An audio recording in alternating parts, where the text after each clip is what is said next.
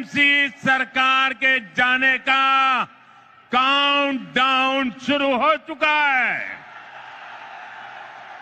ব্রিগেডের মঞ্চ থেকে তৃণমূল কংগ্রেসের বিদায় ঘণ্টা বাজিয়ে দিয়ে চলে গেলেন বিজেপির শীর্ষ নেতৃত্ব নরেন্দ্র দামোদর দাস মোদী এবং বিজেপির এই বিপুল জনসমর্থনকে দেখে ভয় পেয়ে গিয়ে কার্যত তাদের ওপর প্রভোকেটিভ আচরণ গত পরশু রাত থেকেই করতে শুরু করেছিল একেবারেই প্রি প্ল্যান্ড ওয়েতে তৃণমূল কংগ্রেস।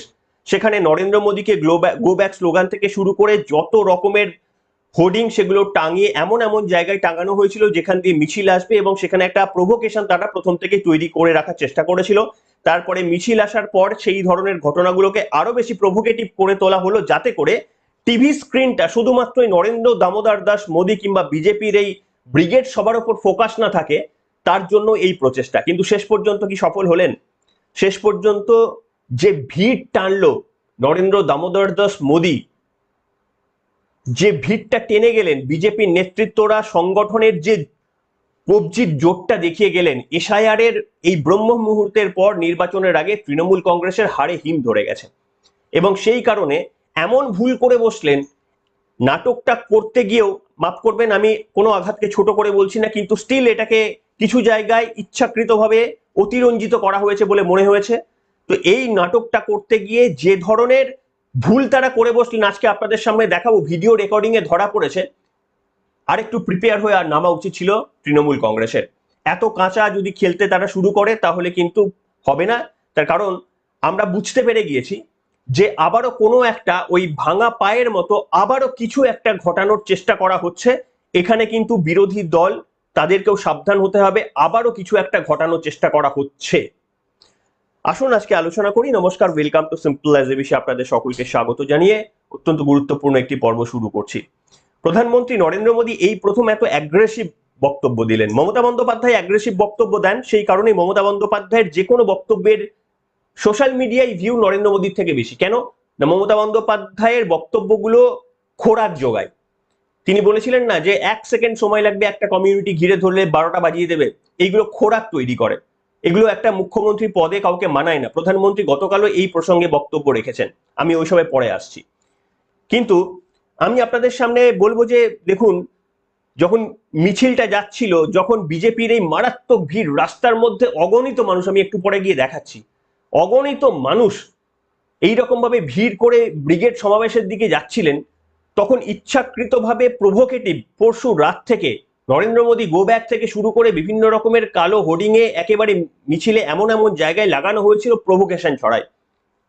এবং সেই ঘটনাগুলিকে আরো মাত্রা যখন পেয়ে যায়, আমাদের কাছে যা খবর আছে যে যখন ওই দিক দিয়ে যায়, যখন মিছিল নিয়ে যাচ্ছে, তখন ওখান থেকে প্রভোকেটিভ স্লোগান নাকি আসতে থাকে, নাকি বললাম। এবং তারপরে সেখান থেকে নাকি ছোটখাটো ইটপাটকে ছোড়া হলেই দুই দল সংঘর্ষের মধ্যে লিপ্ত হয়ে যায়। এই ঘটনাকে কন্ডেম, পুরো ঘটনা দু পক্ষ থেকেই কন্ডেম করে আমি আপনাদের সামনে দেখাবো যে এই ঘটনার পর মাননীয় মন্ত্রী শশী পাঁজা, তার কিন্তু হসপিটালে থাকা উচিত ছিল। তিনি বলছেন তার বাঁ কাঁধে বা ডান কাঁধে দেখলাম মনে পড়ছে না, চোট লেগেছে, তিনি নিজে বললেন, এবং পেটে চোট লেগেছে, আরো পিঠের দিকে তিনি দেখাচ্ছিলেন চোট লেগেছে। আমরা তার দ্রুত সুস্থতা কামনা করি। কিন্তু প্রশ্ন হচ্ছে, এত ভ্যালুয়েবল একজন মন্ত্রী, আমাদের সকলের মন্ত্রী, তিনি চোট নিয়ে কেন প্রেস কনফারেন্স করলেন? কেন তিনি সেই মুহূর্তে হাসপাতালে চলে গেলেন না? কিংবা যারা চোট পেলেন বলে দাবি করলেন, কারোর চোখে ব্যান্ডেজ করা, কারোর হাতে ব্যান্ডেজ করা, কেউ বলছে আমি হাত তুলতে পারছি না, কেন তাদেরকে তৃণমূল, আমি প্রেস কনফারেন্সটা কোথায় হয়েছে জানি না, সম্ভবত তৃণমূলের পার্টি অফিসে হয়ে থাকতে পারে, কেন তাদেরকে ওই অবস্থায় তৃণমূলের ওই যেখান থেকে প্রেস কনফারেন্স হচ্ছে কেন তাদের নিয়ে আসা হলো? কেন তারা হসপিটালের মধ্যে বিছানায় রেস্ট নেওয়ার সুযোগ করে দিল তৃণমূল কংগ্রেস? এদেরকে, অসুস্থ মানুষকে নিয়ে রাজনীতির কেন করলো এবং মাননীয় মন্ত্রীকে নিয়েও কেন রাজনীতি করলো? মন্ত্রীও কেন রাজনীতিটা সেই দিনই করলেন, পরের দিন করতে পারতেন আগে নিজে সুস্থ থেকে? কি বলেছেন মন্ত্রী দেখাবো। তবে কি চিত্রনাট্যটা একটু দুর্বল ছিল? আমাদের কাছে কিন্তু অন্য ভিডিও আছে, দেখাবো। আগে দেখুন মন্ত্রী কি বলেছিলেন। আরম্ভ হয়েছিল, আমাদের ফ্লেক্স আমরা লাগাচ্ছিলাম, আমার তৃণমূল কংগ্রেসের সহকর্মী তারা ফ্লেক্স লাগাচ্ছিলেন, বাস বিজেপি ফ্ল্যাগ লাগানো, বাস বিজেপি পরিবর্তনের ওই টুপি পরার মানুষগুলো, গুন্ডা, যারা পরিবর্তনের নাম দিয়ে, শ্রী রামের নামে জয়ধ্বনি দিয়ে হিংস্র হয়ে উঠেছিল। আজকে বাড়ির সামনে আমরা দেখলাম, আমি দেখাতে পাচ্ছি না হয়তো, আমার পেটের অংশ। এইটা দেখান, এরা মহিলা, কিছু বোঝে ঘাটটা ঘাটটা দেখান। ওদেরকে চিনতে হবে না আমি মন্ত্রী কিনা। মহিলা, ইট ব্রিক্স সরাসরি পেটে। আমি হয়তো এই অংশটাও দেখাতে পারবো না, এখানেও কাটা ছেঁড়া। এরা কারা? দেখলেন, এই হচ্ছে রাজ্যের মাননীয় মন্ত্রী শশী পাঁজার। তিনি বলেছেন আমার এখানে চোট আছে, পেটে চোট আছে, পিঠে চোট আছে, স্বাভাবিক ব্যাপার, সেগুলো দেখানো যায় না। আমি বিশ্বাসও করি তিনি যা বলছেন হয়তো সত্য। সত্যি কি বিশ্বাস করার মতো? আমাদের কাছে কিন্তু অন্য ফুটেজ আছে। আমরা যে ফুটেজগুলো পেয়েছি বা দেখতে পেয়েছি সেগুলো কিন্তু অন্য কথা বলছে। আমরা বিশ্বাস করি যে শশী পাঁজা মাননীয় মন্ত্রী তিনি যে ব্যান্ডেজটা দেখালেন তার কাঁধের কাছে, তার তলায় সেখানে শুধু মানে ব্যান্ডেজ নেই, ব্যান্ডেজের তলায় আঘাতও রয়েছে। আমরা খুশি হব আঘাত না থাকলে, কিন্তু আমাদের এই মাননীয় মন্ত্রীর অন্য আরেকটি বলা বক্তব্যে যখন তিনি প্রতিক্রিয়া দিচ্ছেন, প্রথমবার এসে প্রতিক্রিয়া দিচ্ছেন আমাদের মেরেছে, ইট মেরেছে, পাথর মেরেছে, বোমা মেরেছে বলছেন। টিভিতে কোথাও কিন্তু হয়নি, কিন্তু তিনি বোমা মেরেছেন এই শব্দটা বলেছেন। এবং তিনি বলেছেন যে তখন কিন্তু তার কোনো কাঁধে, ওই একই কাঁধে কোনো চোটের নিশানা দেখা যায়নি। তাহলে তাকে আঘাত করলো কে? যদি সে ব্যান্ডেজের তলায় সত্যি আঘাত থেকে থাকে তাহলে তাকে আঘাত করলো কে? তার কারণ তিনি যখন প্রথমে এসে সাংবাদিকদের বক্তব্য বলছেন তখন কিন্তু কাঁধে কোনো আঘাতের চিহ্ন নেই, অন্তত ক্যামেরায় দেখা যাচ্ছে না। এবার যদি মাইক্রোস্কোপ দিয়ে দেখতে হয় তাহলে সেই আঘাত কতটা গুরুতর আমার পক্ষে বলা সম্ভব নয়, ডাক্তাররা বলবেন। কি একবার ওই ভিডিওটা আপনাদের সামনে দেখাবো। একটা ভিডিওতে দেখা যাচ্ছে সেখানে কোনো ব্যান্ডেজও নেই, আঘাতের চিহ্নও নেই, এবং একটা জায়গায় দেখা যাচ্ছে হঠাৎ করে ওই জায়গাটায় একটা করে ব্যান্ডেজ। দেখুন। মার্ডারার অফ ডেমোক্রেসি, এদের মহিলা পুরুষ বলে কিছু নেই, এরা নারী। ব্রিক্স সরাসরি পেটে। আমি হয়তো এই অংশটাও দেখাতে পারবো। মার্ডারার অফ ডেমোক্রেসি, এদের মহিলা পুরুষ বলে কিছু নেই, এরা নারী। ব্রিক্স সরাসরি পেটে। আমি হয়তো এই অংশটাও দেখাতে পারবো। দেখলেন, এটা আমাদের সৌভাগ্য যদি মাননীয় মন্ত্রীর ওইখানে কোনো চোট না লেগে থাকে, আমাদের সৌভাগ্য। কারণ মাননীয় মন্ত্রী চোট লাগবে না, এটাই এটাই ভালো কথা পশ্চিমবঙ্গবাসীর জন্য। কিন্তু এই ব্যান্ডেজের রাজনীতি পশ্চিমবঙ্গবাসী 2021 থেকে দেখে আসছে, আর আমরা এই ব্যান্ডেজের রাজনীতিটা জানি। তৃণমূল কংগ্রেস এই ব্যান্ডেজের রাজনীতিটা ভালো করে করতে জানে। তাই দয়া করে এই ব্যান্ডেজের রাজনীতি দিয়ে বোকা বানানোর চেষ্টা আপনারা করতে পারেন। আমি কোনো ঘটনাকে দিয়ে বলছি না, আমি সবকিছু মেনে নিয়েই বলছি, কিন্তু পশ্চিমবঙ্গের মানুষ আর ব্যান্ডেজের রাজনীতিতে ভুলবে না। তার কারণ আপনারা ধোয়া তুলসী পাতার মতো ব্যবহার করেছেন বলে মনে হয় না। তার কারণ যে রাজ্যের মাননীয় মুখ্যমন্ত্রী বলেন যে একটা কমিউনিটি ঘিরে ধরলে তোদের একটা বাকিদের 12টা বাজাতে নাকি 1 সেকেন্ড লাগবে, সেই মাননীয় মুখ্যমন্ত্রী মমতা বন্দ্যোপাধ্যায়ের তলায় যে সমস্ত নেতা নেতৃত্বরা রয়ে গিয়েছেন, তারা যে রাজনীতি, নোংরা রাজনীতি করবেন না এটা আমরা কেউ বিশ্বাস করি না। আর তারা রাজনীতি করবেন তার কারণ হচ্ছে বিজেপির এই ভিড়টা বোধহয় তারা সহ্য করতে পারেননি। আমি সেখানে আসবো, কিন্তু আমার এখানে সন্দেহ যে এই মুহূর্তে তৃণমূল কংগ্রেসের যা পরিস্থিতি, আর এই যে ট্রেলারটা আমরা দেখলাম এই ব্যান্ডেজের, আমরা প্রথম কথা হচ্ছে মাননীয় মন্ত্রী সেখানে হসপিটালে যাওয়া উচিত ছিল, তিনি যাননি। তার যারা কর্মী ছিল বলে তিনি দাবি করলেন, তার বাড়িতে যারা নাকি কাজ করছিলেন তাদের বিভিন্ন জায়গায় চোট লেগেছে, তাদেরকে হাসপাতালে না নিয়ে গিয়ে তাদেরকে কেন ওই প্রেস কনফারেন্সে নিয়ে আসা হলো, আমাদের কিন্তু এটাও প্রশ্ন থাকবে। শুনুন কি বলেছিলেন, তাদেরকে লম্বা করে দাঁড় করিয়ে এনে কি বলেছিলেন শুনুন। দেখা তোর কাজটা, মানে ও আর পাচ্ছে না হাত তুলতে। কারা শিখিয়েছেন এই গুন্ডামিগুলো করতে? আর এইগুলো কিন্তু জেনুইন, এটা ফেক নয়। আমরা জানতাম না, মানে রণক্ষেত্র তৈরি হয়েছে। পুলিশ আক্রমণ করেছে, মহিলা পুলিশকে আক্রমণ করেছে, সাদা যে পোশাক পরা পুলিশ তাদের উপরেও আক্রমণ করেছে। আর এখন দেখছি উত্তর কলকাতার নেতা, তারা ধারে কাছে ছিল না, হঠাৎ কি হাসপাতালে গিয়ে শুয়ে পড়েছে। নাটকবাজি হচ্ছে। শুনলেন, মন্ত্রী বলছেন এটা কিন্তু জেনুইন, এটা কিন্তু ফেক নয়। আপনি ভাবুন, মন্ত্রী নিজে চোট পেয়েছে বলে দাবি করছে, মন্ত্রী সকলের ব্যান্ডেজ নিয়ে এসেছেন, পেছনে দাঁড় করে দিয়েছেন, তারপরে তাকে আবার জাস্টিফিকেশন দিতে হচ্ছে যে এটা ফেক নয়, এটা জেনুইন। মানে নিজেই কি কোথাও সন্দেহ করছেন যে মানুষ বুঝতে পারে, মানুষ আন্দাজ করতে পারে এটা ফেক?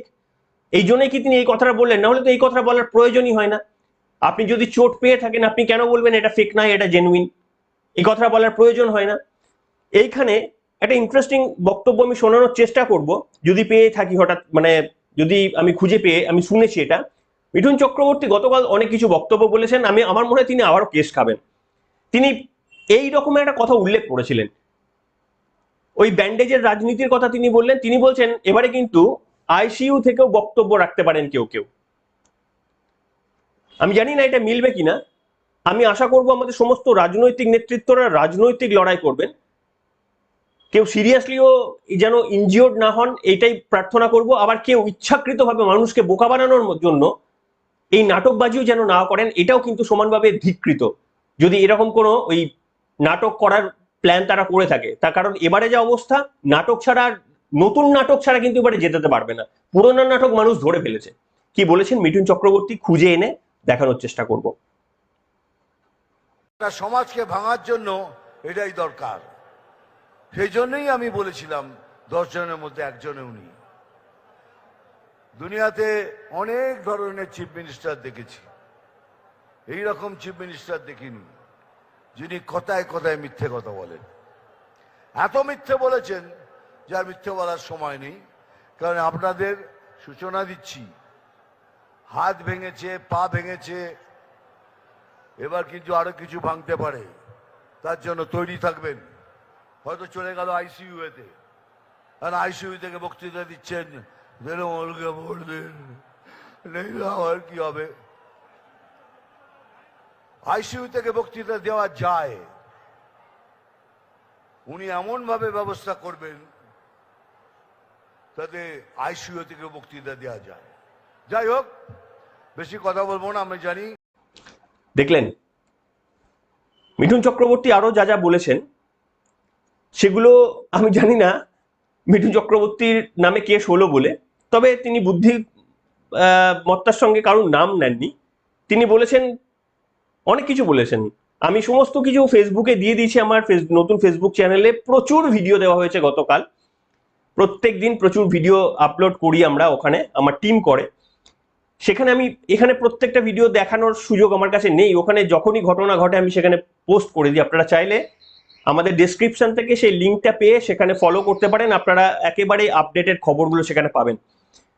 কিন্তু মিঠুন চক্রবর্তী গতকাল যা বলেছেন, রেল লাইনে মাথা দিতে বলেছেন, কারণ নাম করে না, আপনারা বুঝতে পারছেন কাকে বলেছেন। তিনি বলেছেন, সেগুলো ফেসবুকে আমার দেওয়া আছে, আপনারা শুনে নেবেন। তিনি বলেছেন যে 1 মিনিটে একটা কমিউনিটি, 1 সেকেন্ডে একটা কমিউনিটি নাকি ঘিরে ফেলবে। তিনি বলছেন পুলিশ যদি নিরপেক্ষ হয় তাহলে তাদেরও 30 সেকেন্ডের বেশি সময় লাগবে না। আসলে গণতন্ত্রে আপনি যদি আইডিয়ালি ধরেন যে এই ধরনের বক্তব্য হয়তো চলে না, কিন্তু মমতা বন্দ্যোপাধ্যায় এই রাজনৈতিক বক্তব্যের মাত্রাটা ওই 1 সেকেন্ডে একটা কমিউনিটি ঘিরে ধরবে বলে যে জায়গায় সেট করে নিয়েছেন, তারপরে বিরোধী দলের মিউ মিউ করলে তো আর চলে না।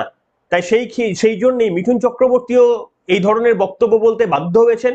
নরেন্দ্র মোদীও কোথাও গিয়ে বলেছেন যে আমরা ক্ষমতায় ফিরলে বদলা হবে। মিঠুন চক্রবর্তীর একটা ছোট্ট অংশ আপনাদের আমি শোনানোর চেষ্টা করছি এই জায়গায়, আরো একটা অংশ শুনুন। আসছি আরেকটা কারণে।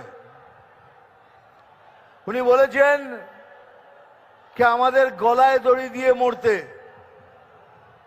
আমি বললাম ঠিক আছে, আমরা মরবো, আমরা গলায় দড়ি দিয়ে মরবো, কিন্তু আপনি কথা দিন আপনি রেল লাইনের মাথা দিয়ে দেবেন।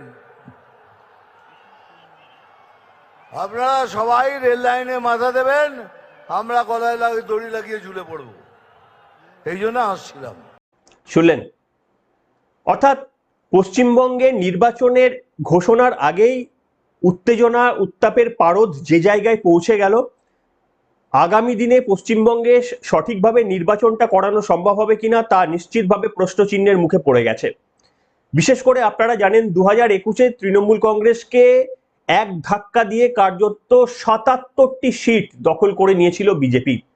গতবার লোকসভার যদি হিসাব ধরেন, সেখানে বিজেপির সিট সংখ্যা, আসন সংখ্যা কমেছিল বটে, কিন্তু বিধানসভা ভিত্তিক যদি লোকসভা পর্যালোচনা করেন তাহলে 90টির কাছাকাছি আসন পেয়ে গিয়েছিল। এত জালি ভোট হওয়া সত্ত্বেও কিন্তু 90টির কাছাকাছি পৌঁছে গিয়েছিল। তখনও কিন্তু মাথায় রাখতে হবে এসআইআর হয়নি, এত ভুয়ো ভোটার বাদ যায়নি, এত ডুপ্লিকেট ভোটার বাদ যায়নি, বাংলাদেশি ভোটার বাদ যায়নি। আর এরপরে এসআইআর হয়ে যাওয়ার পরে এত ভোট ভোটার তালিকা স্বচ্ছ হয়ে যাওয়ার পরে যেখানে বিধানসভায় গত লোকসভায় প্রায় 90টি আসন ক্রস করে ফেলেছিল বিজেপি, তাদের কিন্তু এবারে এসআইআর এর স্বচ্ছ নির্বাচনী তালিকায় প্রপারলি যদি এই আবার জ্ঞানেশ কুমারের মতো নির্বাচন কমিশনার যদি ভোট করায়, তাহলে কিন্তু সিঁদুরে মেঘ দেখতে শুরু করে দিয়েছে তৃণমূল কংগ্রেস। এবং আমার কোথাও গিয়ে মনে হয়েছে ঠিক সেই আতঙ্ক থেকে ক্যামেরার ফুটেজটা যেন সবসময় বিজেপির জয়ের রথের দিকে না থাকে, আতঙ্কিত হয়ে এমন একটা ঘটনার চেষ্টা করা হয়েছিল। পার্শিয়ালি তারা সাকসেস পেয়েছে, তার কারণ এই মুহূর্তে নির্বাচনের আগে বিকিয়ে যাওয়া মিডিয়াগুলো ওই ঘটনাগুলো না দেখিয়ে কোথায় আপনাদেরকে দেখানো হলো ওই মারপিট হয়েছে এই নিয়ে কিন্তু আপনাদের পড়ে থাকার চেষ্টা করলো। তা সত্ত্বেও ব্রিগেড জনসমাবেশে যে ভিড় হয়েছে সেখানে গিয়ে কোথাও আনন্দবাজারের মতো পত্রিকা লিখতে বাধ্য হচ্ছে যে এবারে তারা যথেষ্ট সাংগঠনিক জোর দেখিয়েছে, যদিও তারা আবার ডিসক্লেমার দিয়ে লিখছে যে সাংগঠনিক জোর দেখানো, ব্রিগেডের মাঠ ভরানো মানেই কিন্তু ভোটের নির্বাচনের জয় নয়। মমতা বন্দ্যোপাধ্যায় যখন বিরোধী নেত্রী ছিলেন তখনও তৃণমূল কংগ্রেস মাঠ ভরিয়ে দিত সিপিএম এর বিরুদ্ধে, কিন্তু ভোটে নির্বাচনের জয় আসতো না। কিন্তু আনন্দবাজার পত্রিকা যেটা ভুলে যাচ্ছে যে এবারে এসআইআর প্রক্রিয়াটা হয়েছে, যে ভুয়ো ভোটারের ওপর ভর করে এই শাসক দলের এতটা মানে বারবারন্ত বা জয়ের কনফিডেন্স তারা দেখাতো, তাদের কিন্তু সেই কনফিডেন্সটা পুরোপুরি গায়েব হয়ে গিয়েছে। মানুষ সেটা সচক্ষে দেখতে পাচ্ছে।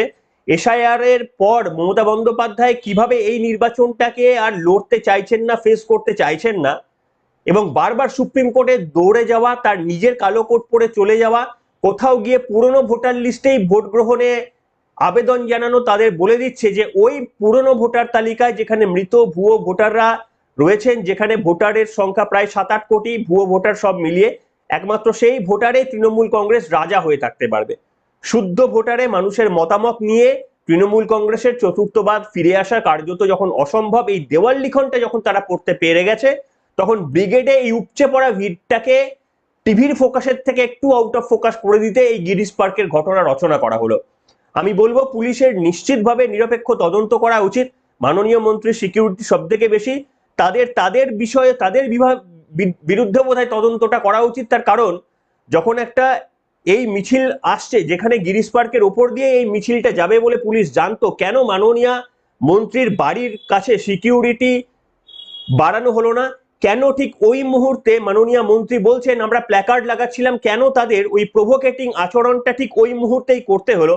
এই প্রশ্নের জবাবগুলো যেমন তাদের কাছ থেকে নিতে হবে, যদি পিঠের শির দ্বারার কোনো কিছু অবশিষ্টাংশ এখনো থাকে তাদের জবাব দিয়ে এটাও করতে হবে ওপার থেকে ইটগুলো কারা ছুড়েছিল। তারা নিশ্চিতভাবে এটা বলে দেওয়ার দরকার নেই বিজেপির দিক থেকে কারা ইট ছুড়েছিল, সেটা তো তারা নিশ্চিতভাবে তৃণমূল কংগ্রেসের কথা শুনেই কাজ করবে। কিন্তু নিরপেক্ষ আচরণ দেখানোর জন্য ওই দিক থেকে ইটগুলো কারা ছুড়েছিল সেই ফুটেজটাও কিন্তু তাদের খতিয়ে দেখা উচিত। তার কারণ 2026-এর পর ক্ষমতার যদি পরিবর্তন হয়ে যায়, তাহলে এই আজকের দিনের ঘটনা ঘটে যাওয়ার অনিরপেক্ষ আচরণ তাদের কিন্তু বহুত ভারী পড়তে পারে। এই কথাটা তাদের মনে রাখা উচিত। আপনাদের কি মনে হয় পশ্চিমবঙ্গের এই যে নরেন্দ্র মোদী যে শেডটা করে চলে গেলেন, যে নরেন্দ্র মোদীকে কার্যত একটা ডিফেন্সিভ মোডে আমরা দেখি, অনেকেই বলেন যে প্রধানমন্ত্রীর জায়গায় বোধহয় উত্তরপ্রদেশের যোগী আদিত্যনাথই বোধহয় এনাফ। তার কারণ হচ্ছে পশ্চিমবঙ্গের এই চুরি দুর্নীতি এদের শায়েস্তা করার জন্য ওই বুলডোজারের রাজনীতিটাই বোধহয় প্রয়োজন। সেখানে নরেন্দ্র মোদী গতকাল কিন্তু দেশের প্রধানমন্ত্রী তো, আর যাই হোক, ইরানের হরমুজ প্রণালী থেকে ভারতের জাহাজগুলো আসছে বলে আমরা গাড়ি চড়তে পারছি অবাধে, সেই ব্যবস্থাগুলো করতে হয়। কাজেই গোটা বহির্বিশ্বের সঙ্গে সুসম্পর্ক বজায় রাখার জন্য যা যা করতে হয় সেটা তাকে করতে হয়।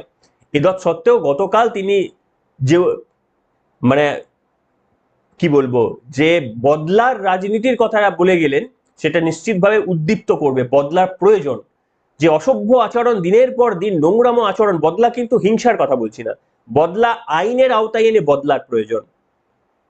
তৃণমূল মনেই ছাড়, এটা দেখতে দেখতে পশ্চিমবঙ্গের সাধারণ মানুষ ক্লান্ত হয়ে গেছে। আর সেই বদলাই পশ্চিমবঙ্গের মানুষ খুঁজছে। যে পুলিশরা, যে প্রশাসনরা তৃণমূল করলেই ছাড় দিত, পরিবর্তনের পর সেই পুলিশ প্রশাসনকে দিয়ে তাদের পছন্দের, ওদের বিরুদ্ধে যারা আইনের সংবিধান ভেঙেছে তাদের বিরুদ্ধে ব্যবস্থা নেওয়ার যখন এই বৃত্তটা সম্পূর্ণ হবে, সেই দিন পশ্চিমবঙ্গবাসী কিছুটা স্বস্তি বোধ করবে। আমি এখানে একটা ছোট্ট বক্তব্য বলে শেষ করব। নির্বাচন কমিশনের রিপোর্ট চেয়ে পাঠিয়েছেন যে মাননীয় মন্ত্রীর ওপর কি আঘাত হয়েছে না হয়েছে। আমি বলবো নির্বাচন কমিশনারকে একটি দিকে খেয়াল রাখতে, যে একটা শুধু রাজনৈতিক দলের একটা মিছিল কন্ডাক্ট করতে যদি পশ্চিমবঙ্গের পুলিশ ব্যর্থ হয়ে যায়, তাহলে নির্বাচন কমিশনকে মাথায় রাখতে হবে যে এই পুলিশের ওপর ভরসা করে 2025-26 নির্বাচনটা কি করানো উচিত, নাকি রাষ্ট্রপতির হাতে হ্যান্ডওভার করে দেওয়া উচিত। কারণ একটা বিজেপি একটি মাত্র রাজনৈতিক দল, যার 77টা সিট ছিল, এখন 65টাই নেমে এসেছে, যারা তৃণমূল রায় বলে, যাদের নাকি সাংগঠনিক জোর নেই, যাদের নাকি পাড়ায় মন্ডলে খুঁজে পেলেও 2-4টি লোককেও আতস কাচের তলায় পাওয়া যায় না বলে দাবি করে তৃণমূল কংগ্রেস, সেই তারা একটা মিছিল করলো কলকাতার বুকে, গোটা কলকাতা পুলিশ সুরক্ষা দিতে পারলো না। এই ব্যর্থতার দায় নির্বাচন কমিশন এই পুলিশের ওপর ভরসা না রেখে কি 365 ওপর মানে আমাদের নির্বাচনটা করাবেন? তার কারণ এই দায়িত্বজ্ঞানহীন পুলিশের উপর নির্বাচন করলে আরো বেশি প্রাণ ঝরে পড়ার আশঙ্কা আমরা করছি। আপনাদের দাবিও আজকের পর্বেই লিখে জানাবেন। নির্বাচন কমিশনার কিছু সিদ্ধান্ত নেয় কিনা সেটাও আমরা দেখব। সবাই ভালো থাকবেন। তৃণমূল নিজের কবরে নিজেই কার্যত কবর খুঁড়েছে এবং নিজের ফাঁদে নিজেই পড়েছে। এখনকার মতো এখানে।